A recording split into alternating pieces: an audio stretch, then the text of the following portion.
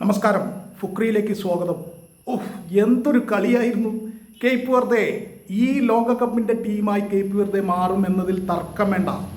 Latin American ശക്തികളായ ഉറുഗ്വേയെ Cape Verde, കുഞ്ഞൻ രാജ്യമായ Cape Verde, ആദ്യത്തെ ലോകകപ്പ് കളിക്കുന്ന കേപ്പ് വെർദെ 2-2 സമനിലയിൽ തളച്ചിരിക്കുന്നു. ഒരു ജയത്തിന് സമാനമായ സമനിലയാണത് കേപ്പ് വെർദയെ സംബന്ധിച്ചിടത്തോളം. അതിഗംഭീരം. ജർമ്മനിക്കെതിരെ 1-7 ഗോളിന് തോറ്റ് വന്ന കേപ്പ് വെർദെ ഉറുഗ്വേയെ എല്ലാ അർത്ഥത്തിലും തകർത്ത് കളഞ്ഞു. യഥാർത്ഥത്തിൽ അന്ന് ജർമ്മനിക്കെതിരെ ഒരു ഗോൾ അടിച്ചത് തന്നെ വലിയ കാര്യമായിരുന്നു കേപ്പ് വെർദെ. അന്നും അവർ ഈ ഒരു മാജിക്കിൻ്റെ ഒരു അംശങ്ങൾ കാണിച്ചിരുന്നു.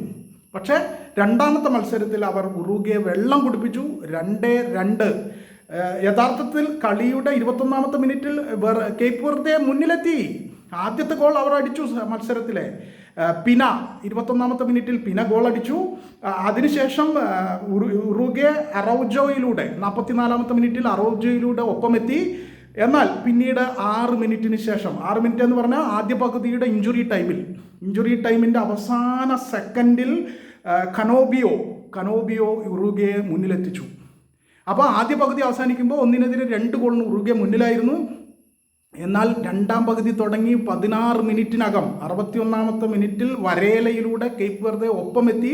2-2. പിന്നീട് അങ്ങോട്ട് തകർപ്പൻ കളിയായിരുന്നു. ഇരു ടീമുകളും ആക്രമണവും പ്രത്യാക്രമണവുമായിരുന്നു.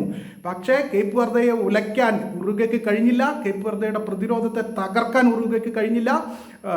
ഒരു തരത്തിലും ഗോളടിക്കാനുള്ള ഒരവസരവും കേപ്പ് വെർദെ ഉണ്ടാക്കിയില്ല.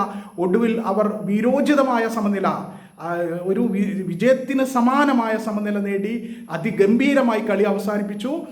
അവർ ഈ ലോകകപ്പിലെ ആദ്യ പോയിന്റ് നേടിയിരിക്കുന്നു.